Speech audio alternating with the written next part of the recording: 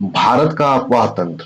भारत का अफवाह तंत्र को दो भागों में बांटा गया है। पहला है हिमालयी अफवाह तंत्र, दूसरा है प्रायद्वीपीय अफवाह तंत्र। हिमालयी अफवाह तंत्र में पानी का मुख्य स्रोत हिमालय के ग्लेशियर है। इन नदियों में वर्ष भर पानी रहता है क्योंकि हिमालय के जो ग्लेशियर है वो वर्ष भर पिघलते रहते हैं। हिमालयी अफवाह तंत्र की प्रमुख नदियां हैं सिंधु, गंगा, ब्रह्मपुत्र। प्रायद्वीपीय अफवाह तंत्र, यहाँ की नदियों में पानी का मुख्य स्रोत वर्षा का पानी है। इन नदियों में वर्ष भर पानी नहीं रहता है क्योंकि वर्षा वर्ष भर नहीं होती है। प्रायद्वीपीय अफवाह तंत्र की प्रमुख नदी है कृष्णा, गोदावरी, कावेरी, महानदी, नर्मदा, तापी।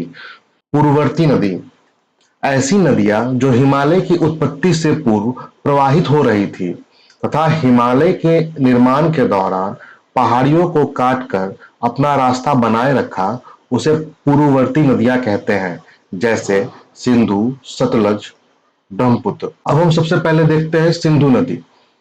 सिंधु नदी का उद्गम तिब्बत में बोखरचू ग्लेशियर के पास से होता है और यह पाकिस्तान में कराची तक जाती है तथा अपना जल अरब सागर में जाकर गिराती है। तिब्बत में इसे सिंघी खम्बान, जिसका मतलब होता है शेर का मुंह, कहते हैं। भारत में यह दमचौक नामक स्थान से प्रवेश करती है तथा हिमालय की लद्दाख और जास्कर श्रेणियों के बीच में प्रवाहित होते हुए नंगा पर्वत के पास बुंजी नामक स्थान पर एक गॉर्ज का निर्माण करती है तथा चिल्लास नामक स्थान से पाकिस्तान में प्रवेश करती है। इसकी कुल लंबाई बोखरचू से लेकर कराची तक 2880 किलोमीटर है। भारत में इसकी लंबाई दमचौक से लेकर चिल्लास तक 1124 किलोमीटर है। सिंधु की दाएं तट की प्रमुख नदियां हैं श्योक, गिलगित, काबुल, कुर्रम, तोची, गोमल, झोब। दाएं तट की प्रमुख नदियों में है झेलम, चिनाब, रावी, व्यास, सतलज। भारत में सिंधु नदी सिर्फ लद्दाख में बहती है और पाक ऑक्युपाइड कश्मीर में बहती है, लेकिन पाक ऑक्युपाइड कश्मीर भारत का हिस्सा नहीं है, इसलिए हम लोग सिर्फ इसे लद्दाख में ही मानते हैं। लेह सिंधु नदी के दाहिने तट पर स्थित है। झेलम, चिनाब, रावी, व्यास, सतलज की संयुक्त धारा को पंचनद कहते हैं। यह पंचनद मीठन कोट के पास सिंधु नदी में जाकर मिल जाती है। इसके बाद है झेलम नदी। झेलम नदी का पुराना नाम बितस्ता है। यह जम्मू कश्मीर में पीर पंचाल श्रेणी के पास बहती है। इसका उद्गम वेरीनाग झील के पास से होता है। किशनगंगा झेलम की सहायक नदी है। यह मुजफ्फराबाद से लेकर मांगला तक भारत और पाकिस्तान सीमा के समानांतर बहती है। झेलम की कुल लंबाई 724 किलोमीटर है। श्रीनगर झेलम नदी के तट पर बसा हुआ है।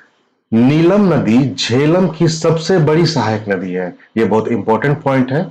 नीलम नदी झेलम की सबसे बड़ी सहायक नदी है। झेलम नदी झंग, जो कि पाकिस्तान में है, जाकर चिनाब से मिल जाती है।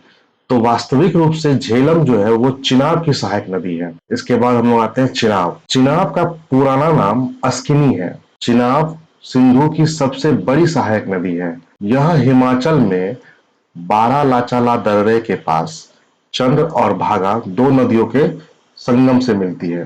चंद्रताल से चंद्रा नदी निकलती है और सूर्यताल झील से भागा नदी निकलती है। यह दोनों नदियों का संगम केलांग नामक स्थान पर होता है। यहीं से इनकी संयुक्त धारा को चिनाब कहते हैं। हिमाचल प्रदेश में चिनाब को चंद्रभागा नाम से भी जाना जाता है। इसकी कुल लंबाई 1180 किलोमीटर है।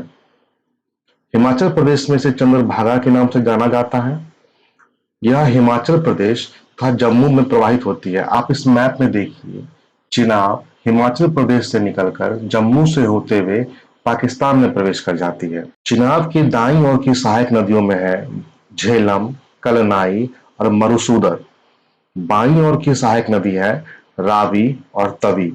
उच्च शरीफ के पास जाकर यह सतलज नदी से मिलती है। वास्तविक रूप से चिनाब सतलज की सहायक नदी है। रावी, इसका पुराना नाम परुशनी या इरावती है। रावी नदी का उद्गम कांगड़ा जिले के निकट रोहतांग दर्रे के पास से होता है। इसकी लंबाई 725 किलोमीटर है। सियूल इसकी दाएं तट की प्रमुख सहायक नदी है। सराय सिंधु के पास जाकर यह चिनाब नदी से मिलती है। रावी सराय सिंधु के पास जाकर चिनाब से मिलती है। तो वास्तविक रूप से रावी चिनाब की सहायक नदी है। बाद आता है व्यास। व्यास नदी का पुराना नाम विपाशा है।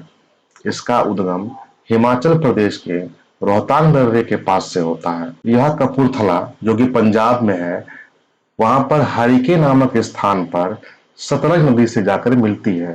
तो वास्तव में व्यास सतलज की सहायक नदी है। इसकी कुल लंबाई 470 किलोमीटर है।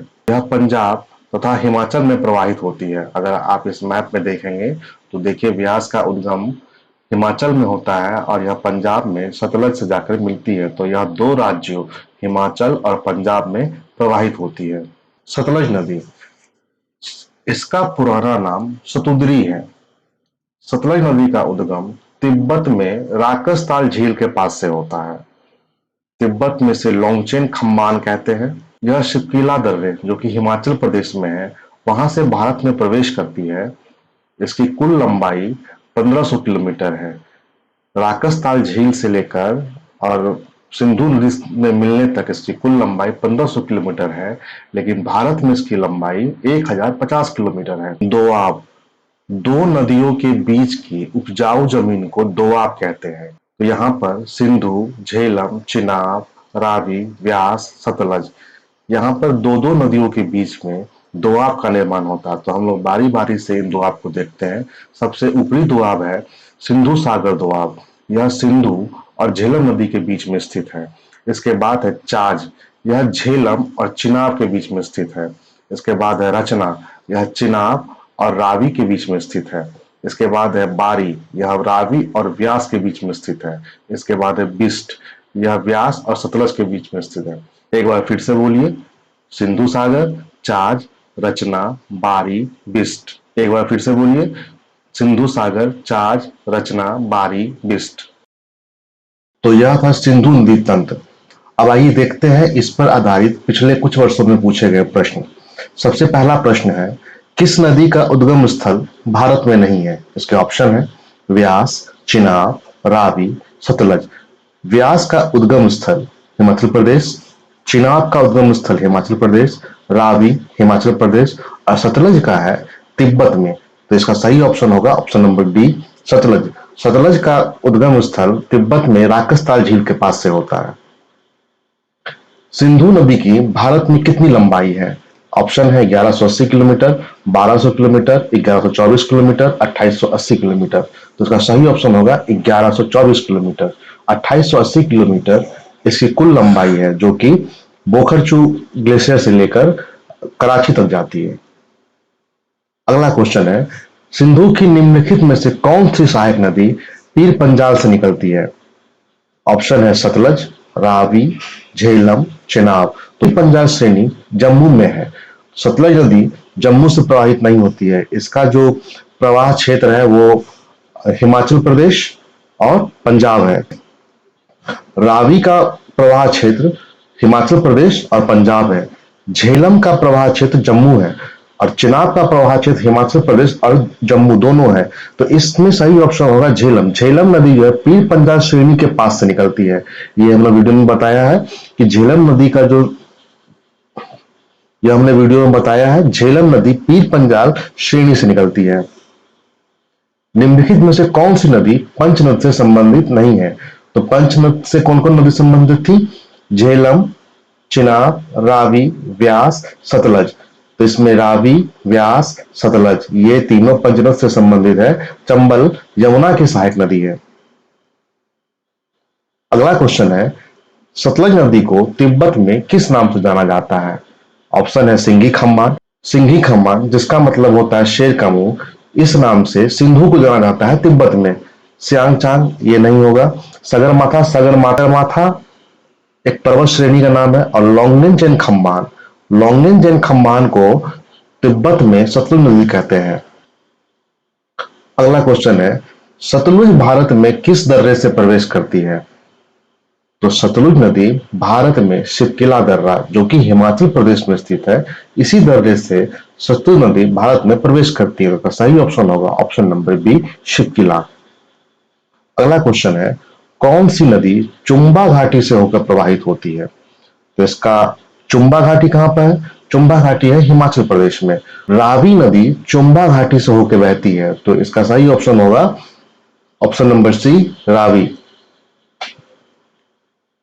वूलर झील से कौन सी नदी बहती है? तो वूलर झील कहां पर स्थित है? वूलर झील स्थित है जम्मू में। सतलुज नदी का प्रवाह क्षेत्र जम्मू नहीं है। व्यास का प्रवाह क्षेत्र जम्मू नहीं है। रावी रावी का भी प्रवाह क्षेत्र जम्मू नहीं है। सिर्फ एकमात्र ऑप्शन बचा झेलम। झेलम नदी वूलर झील से होकर बहती है और झेलम का प्रवाह क्षेत्र जम्मू है, इसलिए इसका सही ऑप्शन होगा ऑप्शन नंबर डी, झेलम नदी। पंचनद सिंधु से किस स्थान पर मिलती है? तो हमने वीडियो में बताया है कि झेलम, चिनाब, रावी, व्यास, सतलज, इन सब की संयुक्त धारा को पंचनद कहते हैं और यह पंचनद पाकिस्तान में मिठनकोट के पास जाकर सिंधु की मुख्य धारा से मिलती है। सिंधु नदी भारत में किस स्थान से प्रवेश करती है? तो सिंधु नदी भारत में दमचौक नामक स्थान से प्रवेश करती है और चिल्लास नामक स्थान से पाकिस्तान में प्रवेश करती है।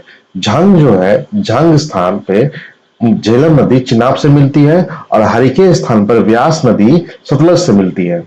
इसका सही ऑप्शन होगा ऑप्शन नंबर सी, दमचौक। श्रीनगर किस नदी के तट पर बसा है? ऑप्शन है रावी, सतलज, झेलम, व्यास। श्रीनगर जम्मू में है।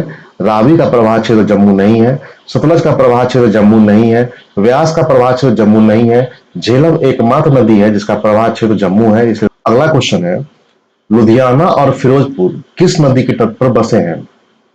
तो लुधियाना और फिरोजपुर ये पंजाब में है। झेलम नदी का प्रवाह क्षेत्र पंजाब नहीं है। रावी नदी का प्रवाह क्षेत्र पंजाब नहीं है। सिंधु नदी का प्रवाह क्षेत्र पंजाब नहीं है। सतलज नदी जो हिमाचल प्रदेश और पंजाब दोनों से बहती है, तो इसका प्रवाह क्षेत्र पंजाब से गुजरता है, इसीलिए लुधियाना और फिरोजपुर दोनों सतलुज नदी के तट पर बसे हैं। अगला प्रश्न है, सिंधु सागर दोआब कौन सी नदियों के बीच है? ऑप्शन है रावी और व्यास। तो हम लोगों ने इसको देखा था, रावी और व्यास के बीच में होगा बारी। रावी और व्यास के बीच में होगा बारी। व्यास और सतलुज के बीच में होगा बिस्ट। सिंधु और झेलम के बीच में होगा सिंधु सागर दोआब। और प्रश्न है, चंद्र और भागा किस स्थान पर मिलते हैं? तो चंद्र और भागा बारालाचाला दर्रे के पास निकलती है।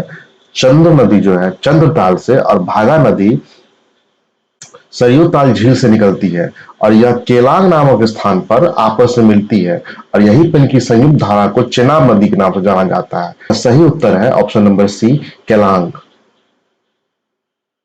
अगला प्रश्न है, पंचनद में से कौन सी पूर्ववर्ती नदी है? पूर्ववर्ती नदी के बारे में हम लोगों ने पढ़ा था कि ऐसी नदियां जो हिमालय के उत्थान से पूर्व प्रवाहित हो रही थी उसे पूर्ववर्ती नदी कहते हैं और पूर्ववर्ती नदी में है सिंधु, सतलज, ब्रह्मपुत्र। तो इसका सही ऑप्शन होगा सतलज। चिनाब की लंबाई कितनी है? इसका सही ऑप्शन होगा 1180 किलोमीटर, ऑप्शन नंबर सी। अगला प्रश्न है, सिंधु की सबसे बड़ी सहायक नदी कौन सी है? तो सिंधु की सबसे बड़ी सहायक नदी है चिनाब। इसकी कुल लंबाई है 1180 किलोमीटर और यह उच्च शरीफ के पास जाकर सतलज नदी से जाके मिलती है। प्रश्न है, निम्नलिखित में से कौन सी सिंधु की बाएं तट की नदी है? तो दाएं तट की नदियों में था श्योक, गिलगित, काबुल, कुर्रम, तोची, गोमल, झोग और दाएं तट की नदियों में है झेलम, चिनाब, रावी, व्यास, सतलज, सोहन। तो इसका सही ऑप्शन होगा ऑप्शन नंबर डी, सोहन। किस नदी को मृत्यु की नदी कहा जाता है? तो इसका सही ऑप्शन है श्योक नदी। श्योक नदी को काराकोरम के क्षेत्र में मृत्यु की नदी के नाम से जाना जाता है। किशन गंगा किसकी सहायक नदी है? तो किशन गंगा झेलम की सहायक नदी है।